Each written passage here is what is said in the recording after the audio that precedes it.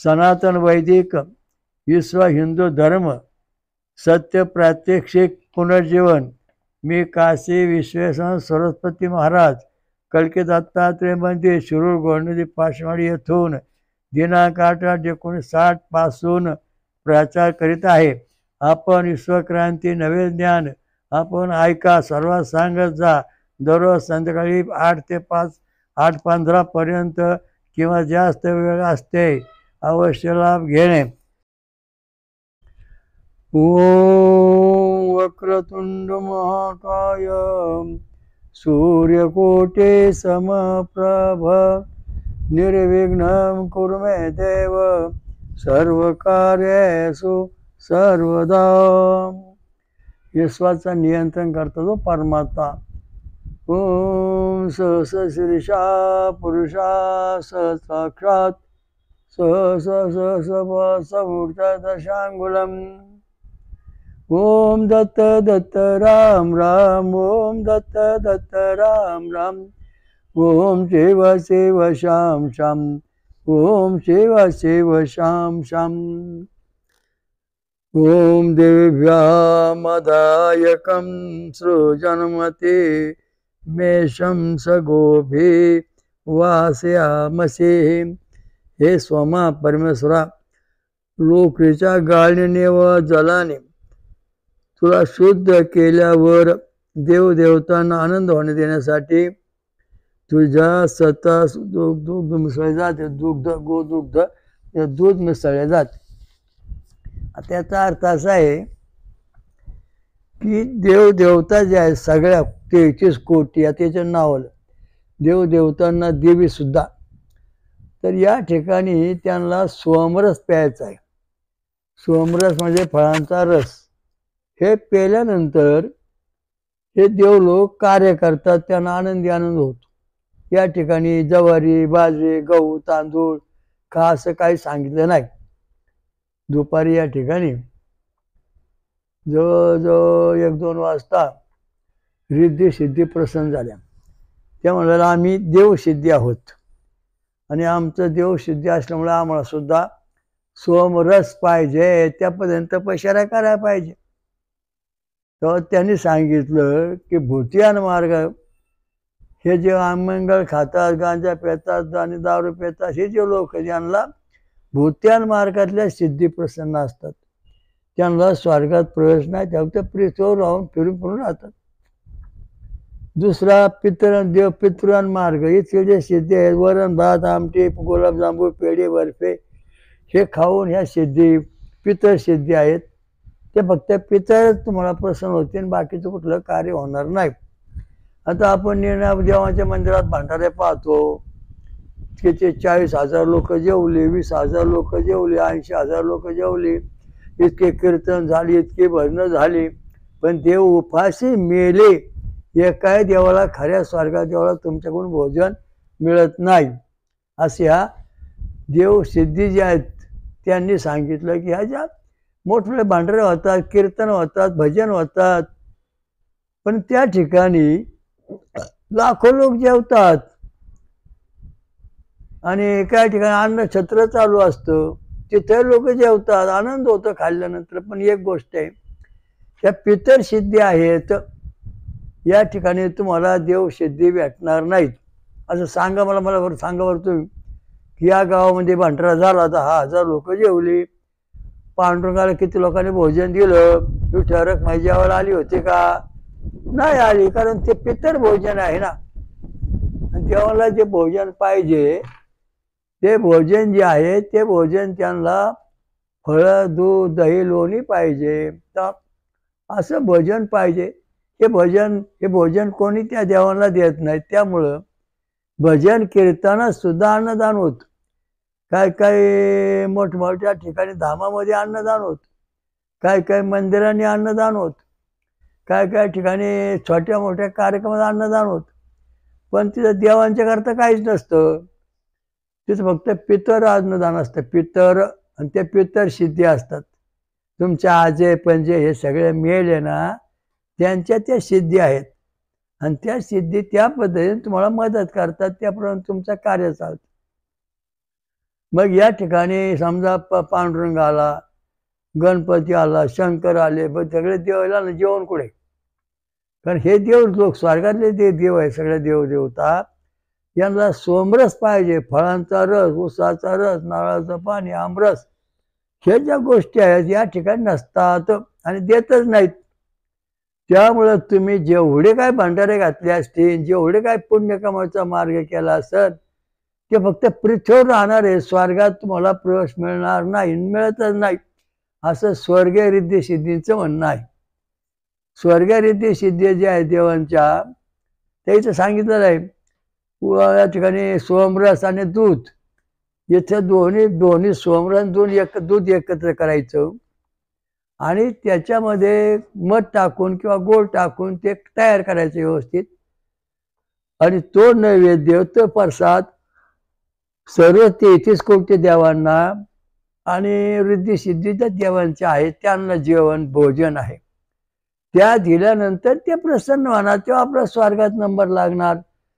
स्वर्गातल्या रिद्धी सिद्धी देवांच्या रिद्धी सिद्धी प्रसन्न झाल्याशिवाय आपलं कुठलंच कार्य होत नाही, लक्षात ठेवा. हा पित्तर रुसला, तो पित्तर रुसला, तो रुसला, हे झालं, तो देव रुसला, हे सगळे पित्तर देव जे सगळे रुसवारुशी चालते. तो मोठा, मी छोटा. पण देवातल्या स्वर्गातले देव जे नाही तर कोणी छोटा मोठा नाही, तर सगळे एका माळ्याचे म्हणी. सोमरस पिणारी दाखवले तरी सोमरस पितात आणि त्याच्यावर ते मोठे होतात. तशा प्रकारच्या देवांच्या रिद्धी सिद्धी आहेत. देवयान मार्गातल्या त्या सोमरस अधिक दूध हे एकत्र करून केलं जातं, त्याला देवसिद्धी प्राप्त होतात. आता पुढची ब्रह्मयान सिद्धीची पेक्षा मोठी सिद्धी आहे. ब्रह्मयान मार्गाची सिद्धी जी आहे ती फळं खाणे आणि फळाच्या रसातलं पाणी पिऊन सिद्ध साधना करणे, ही देवसिद्धी, ब्रह्मसिद्धी, ही सिद्धी प्राप्त होणे म्हणजे कठीण आहे. तर हे सिद्धी प्राप्त करण्यात जे करीत नाही तेव्हा सगळ्या ठिकाणी हे सगळं शून्य आहे.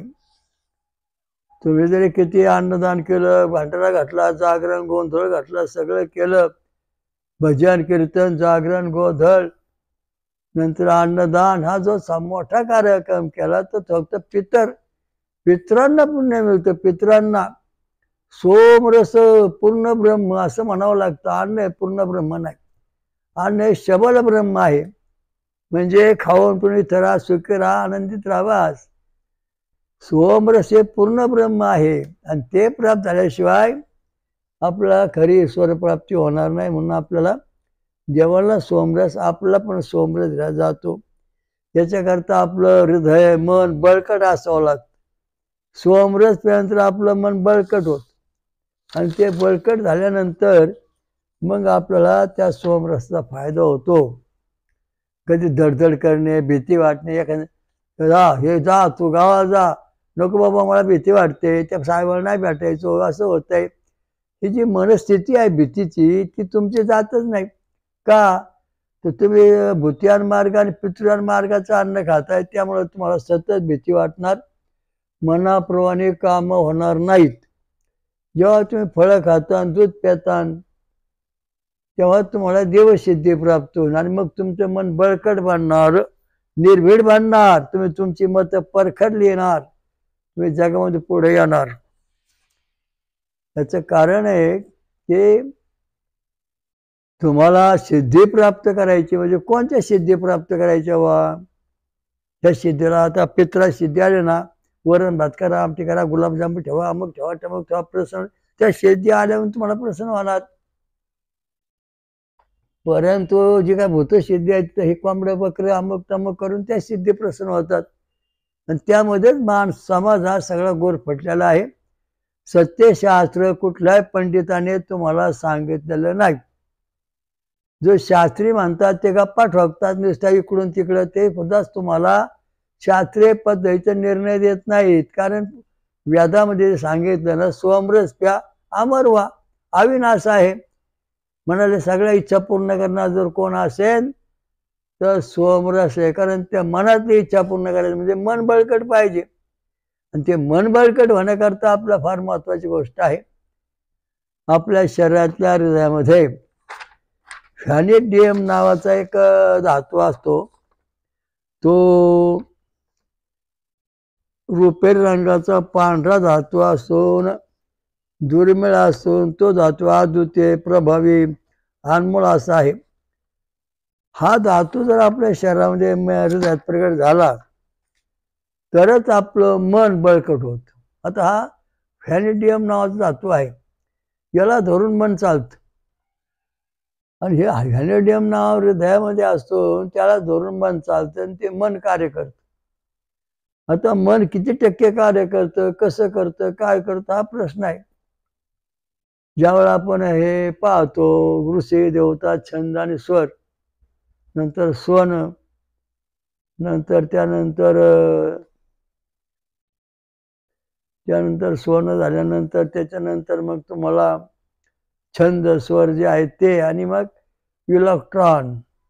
आपल्या शरीरामध्ये सोन्याचा अंश असल्याशिवाय इलेक्ट्रॉन चांगलं निघत नाही. अल्फा किरण चांगलं पाहिजे, या सगळ्या गोष्टी पाहिजे. अँटीबॉडी चांगली पाहिजे.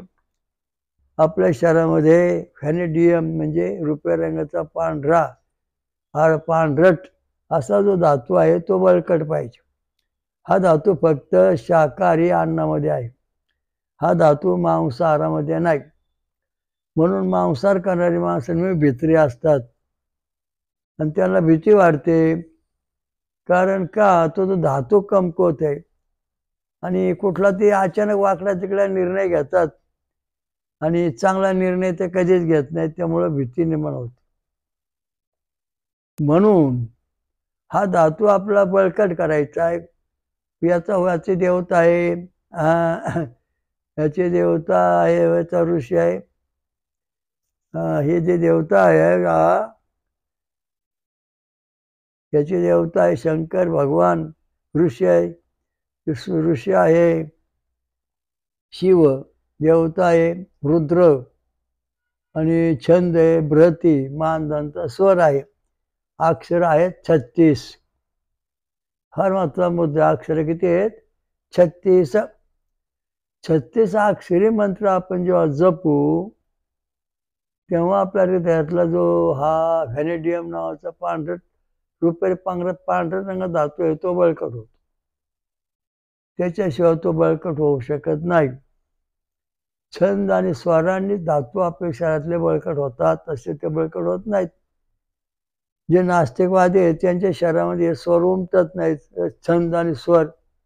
त्यामुळे त्यांचे जे काही व्हॅनिडियम शरीराला धातू आहे तो कमकुवत होतो आणि भीती वाटते. निर्णय घ्यायला भीती वाटते, बोलायला भीती वाटते, सबधैर्य येत नाही. अशा दृष्टीने सगळं चियावम्याव इच्छित आहे. तर हा धातू आपला प्रगट करायचा आहे, आपल्या शरीरामध्ये बळकट करायचा आहे. सोमरसामुळे बळकट होतो. आलू बुखार आणि सफरचंद यांचा रस, नंतर बीट, थोडा बीट, हे बीट आहे, हे जर तुम्ही समजा कायम आहारात ठेवलं तर तुमचं हे जे आहे हा धातू जो आहे, मन किती राहते आता पाहू आपण. हा धातू बळकट होतो किंवा आपल्या शरीरातलं मन किती टक्के काम करतं हे आपण पाहू शकतो मशीनमध्ये. ही शी काढता क्वेश्चन नंबर 4. जर 10 mm आला तर व्हॅनिडियम नावाचा जो धातू आहे रुपेरी रंगाचा पांढरट, तो 100% काम करतो आणि आपलं मन सुद्धा 100% पॉवरफुल आहे. म्हणजे आपण वेदना व्यवस्थित पेपर लिहितो, अभ्यास करतो, नोकऱ्या करतो, भीती वाटत नाही, प्रगती करीत राहतो, चिंता करीत नाही. कारण चिंता रोग का लागतो? तुमची कामं का होत नाही? तर तुमचं मानसिक बळ खचलेलं आहे. ते बळकट करण्याकडे तुम्हाला बीट, आलूबुखार आणि सफरचंद आणि हे जे सोमरस आहे याची जास्त सवय लागली पाहिजे. मग हा रुपेरी रंगाचा पांढरा धातू आपला किती टक्के काम करतो? जेव्हा फोन नंबर आहे तो 10 mm आला की 100% हा व्हॅनिडियम म्हणजे रुपेरी रंगाचा धातू काम आपल्या शरीरामध्ये बळकट आहे. हृदय बळकट आहे आणि मन पण आता 100% बळकट आहे. समजा हा 6 mm आला 4 नंबर, तर 60% तुमच्या शरीरामध्ये व्हॅलिडियम काम करतो आणि 60%च मन काम करतं, 40% मन निगेटिव्ह आहे. आणि 5 आलं तर 50%. करू का नको, करू का नको, धरसोड धरसोड धरसोड सगळी मनात होते. त्यामुळे आपली हिंमत खचते, आपली प्रगती होत नाही, देवाची भक्ती आपण करीत नाही. का? तर आपला जो व्हॅलिडियम नावाचा घटक धातू जो आहे शरीरारूपी रंगाचा, तो शरीरामध्ये नाही. हा धातू फक्त शाकाहारी माणसांच्या शरीरात राहतो, वाढतो. मांसाहार करणे, दारू पिणे, गांजा वळणे यांच्या शरीरातून धातू कमपत होतो. त्यामुळे त्यांना भीती वाटते. माणूस दारू का पितो? तर त्याच्या शरीरात जो व्हॅनिडियम नावाचा घटक आहे, धातू, तो नाहीच आहे. त्यामुळे मन वेळ त्याच्यात राहत नाही. त्यामुळे मनाला नेहमी भीती वाटते, आता मरतो, आता जगत नाही, म्हणून तो दारू पितो. दुसरं काही कारण नाही. मग दारू सोडायचा उपाय काय? बीट खाणे, सफरचंद हे दोन दररोज खाल्ले, नंतर फळांचा रस, सोमरस प्याला तर दारू सुटते. कारण का? ते शरीरातला जो हा व्हॅनिडियम नावाचा धातू आहे, तो जेव्हा 6-10 mm येईल तेव्हा मनुष्य दारू सोडतो, दारू पित नाही. कारण त्याच्या शरीराचं मन बळकट बनलेलं असतं आणि दारू न पिल्यामुळे आपण सुद्धा कार्य करू शकतो अशी त्याची मनाची खात्री पडते आणि तो पुढे सरकतो. जर हा 4 नंबरचा व्होल्टचा आधी कोणी आला तर धरसोड होते, म्हणजे करू का नको, करू का नको, 50%. आणि निगेटिव्ह आला तर मन काम करीत नाही, हृदय काम करीत नाही. म्हणजे या दोन्ही ठिकाणी आपली पिछा निगेटिव्ह अवस्था प्राप्त होते. आधी भीती वाटते. कोणी काय बोललं की लागतं भीती वाटत, थरथर कापायला. कोणी माणूस पाहिला की लागत थरथर कापायला. माणसं भ्यायला लागल्याचं कारण का? आता आपला जो शरीरामध्ये रुपया रंग धातू आहे तो कमकुवत झालेला आहे. त्यामुळे हृदयातलं आकुंचन प्रसरण कमी जास्त होते आणि मन तर कामच करीत नाही. मनच नाही तर काय करावं समजत नाही. मग कोणातरी सल्ला घेऊन काहीतरी डोकं चालवलं. तर हे जे परिस्थिती आपल्या शरीरातली ती सुधारण्यासाठी तुम्हाला बीट, नंतर बीट खाल्लं, बीट नंतर तुम्हाला सफरचंद, आलू बुखार हे पदार्थ खाणे आवश्यक आहे. लक्षात. आता गहू तांदूळ चतुरी मिळत नाही, कमी मिळतं. टॅमॅटो, बीट, लसूण आलं लक्षात. नंतर शेंगदाणा तेल, सूर्यफूल तेल याच्यामधून याची निर्मिती होते. म्हणून तुम्हाला सांगितलं का, तर लसूण जरी तुम्ही दररोज थोडा थोडा खाल्ला आणि ज्यूस प्यालात, फळांचा रस प्यालात, तर तुमच्या शरीरातला हा जो व्हॅनिडियम नावाचा घटक आहे तो बळकट बनतो. तो 10 mm आला की 100% तुमचा रुपेरी रंगाचा पांढरा धातू तो काम करतो. मन 100% काम करतं. म्हणजे आपला टमाटो हे जे आता सांगितले पदार्थ आहेत ते खाल्ले पाहिजेत. त्याच्यातून मग तुमची प्रगती होते. शेंगदाणा तेल, म्हणजे शेंगदाण्याच्या तेलाला महत्व आहे, सूर्यफुलाच्या तेलाला महत्व आहे. तर आपण काय वापरायला पाहिजे? मन सुंदर होण्याकरता, मनाची ताकद वाढण्याकरता, मनात धैर्य वाढण्याकरता नेहमी आम्ही विचार करून चाललं पाहिजे. आणि मांसाहारामध्ये हा धातू अजिबात नाही. त्यामुळं मांसाहार करणारी जी माणसं आहेत त्यांच्या शरीरात हा धातू कधीच तयार होणार नाही. आणि जर तयार झालाच नाही तर याचा 4 नंबरचा जो व्होल्टेज आहे तो नेहमी गुंतागुंत तयार करतो. म्हणजे त्याला रेषा वाकड्या तिकडे येतात. म्हणजे आपण जर पेनने वाकड्या रेषा रेळतो तसा तो निघतो. गुंतागुंत तयार होते आणि मग त्याला ते कार्य सुधरत नाही. वाईट स्वप्न पडणे, भीती वाटणे, हे गोष्टी याच्यामध्ये घडतात.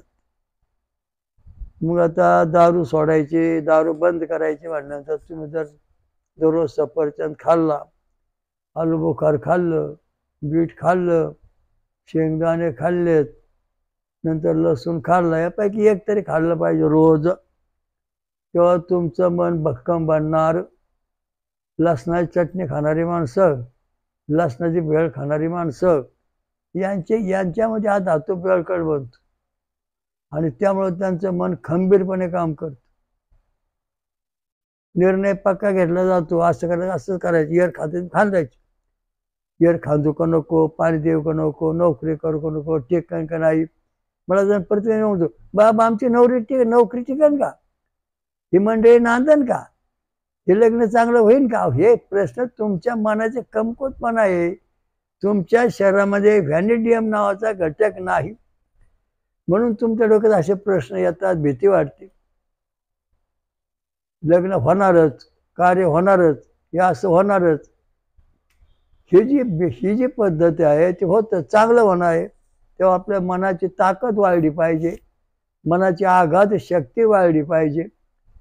मन हे इंद्रिय असून ते व्हॅनिडियम नावाच्या घटका धातूवर काम करतं, म्हणून या मनाचे मोजमाप करता येतं. धातू जर 10 mm आला तर मन 100% काम करतं.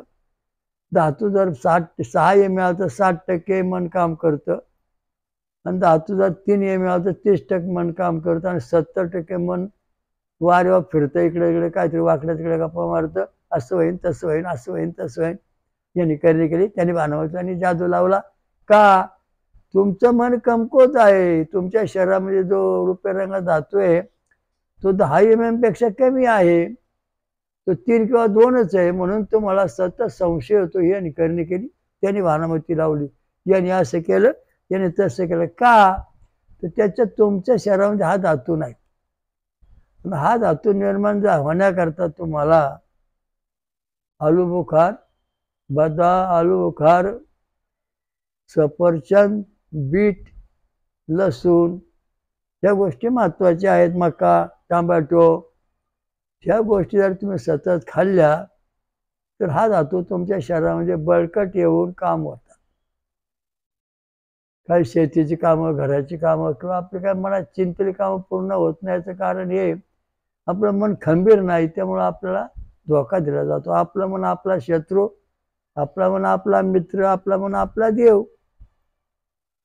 म्हणजे या ठिकाणी अशी परिस्थिती आहे की अजूनपर्यंत जगामध्ये मनाचा शोध कोणी लावलेला नाही आणि मनाचं किती टक्केवारी येते कोणाला सांगता येईल नाही. हे आपले आध्यात्मिक हॉस्पिटल आपला हेच आहे. त्या दिवशी याचा विचार संशोधन केलं जातं. 2-2 वर्ष, 10-10 वर्ष संशोधन केलं जातं. प्रत्येकाच्या काळजीविषयी तपासले जातात. त्यांचे स्वभाव कसे, काय भीती काय आहे त्याचं निरीक्षण केलं जातं आणि मग त्याच्यावर हा निष्कर्ष काढून तुमच्या पुढे मांडला जातो. झोपेतून उठून मांडलं जात नाही. 8-8-1960 सालापासून मी हे संशोधन करतो. माझ्या या संशोधनाबद्दल गोरखपूरचे कल्याण संस्था जी आहे तिने मला पंडित पदवी बहाल केलेली आहे. पंडिताचा अर्थ असा आहे, नवे विचार मांडणारे, नवे तत्वज्ञान सांगणारे, सत्य संशोधन करणारे आणि समाजाचं कल्याण करणे असे जे आहेत त्यांना पंडित पदवी दिली जाते. आणि जे काही पारंपरिक आहे तुमचं, हा देव असा, तो देव तसा आहे, पण याच्यामध्ये सत्य काय आहे, देव आहे का नाही, त्याचं शरीर कसं आहे ते तपासून पाहिलं का, ह्या ज्या गोष्टी आपण आतापर्यंत सांगत आलेलो आहे.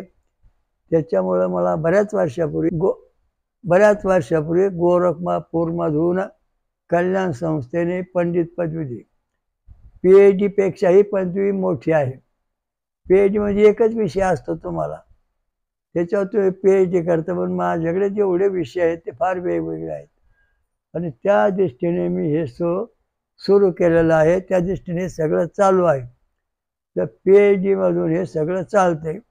PhD पेक्षाही पंडित पदवी श्रेष्ठ आहे, शास्त्रीपेक्षाही पंडित पदवी श्रेष्ठ आहे आणि सर्व वर्णामध्ये पंडित पदवी श्रेष्ठ आहे. म्हणून त्यांनी माझ्या नावापुढे असं लिहिलं, पंडित श्रीवत्सवक्षा भगवंत पप श्री काशी विश्वेश्वरानंद सरस्वती महाराज अशी पदवी टाकून दिली आणि त्यामुळं आता ही पदवी मला मिळालेली आहे, पंडित पदवी. त्यामुळं मी संशोधन करतो आहे आणि याचा जनतेने फायदा घ्यावा. थोडक्यात सांगतो म्हणजे हे अमूल्य संशोधन आहे. ज्याच्या हृदयामध्ये व्हॅनेडियम हा धातू जर समजा 10 mm आला तरच तो जगन, चांगला राहील, आत्महत्या करणार नाही.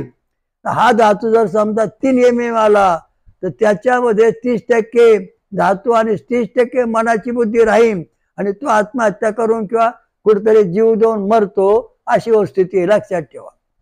हा फार महत्वाचं संशोधन आहे, ते आपण माझ्या डोक्यात ठेवा, लिहून काढा आणि त्याच्यामुळे तुमचं कल्याण होणार आहे. आता या ठिकाणी हे प्रवचन संपत आलेलं आहे. ओम श्री अमृत मंथनेश्वर कल्केदत्त महाराज के जय, श्री रामलिंग महाराज के जय, श्री गुरुदेव दत्त. हरि ओम तत्सत. ओम शांती शांती.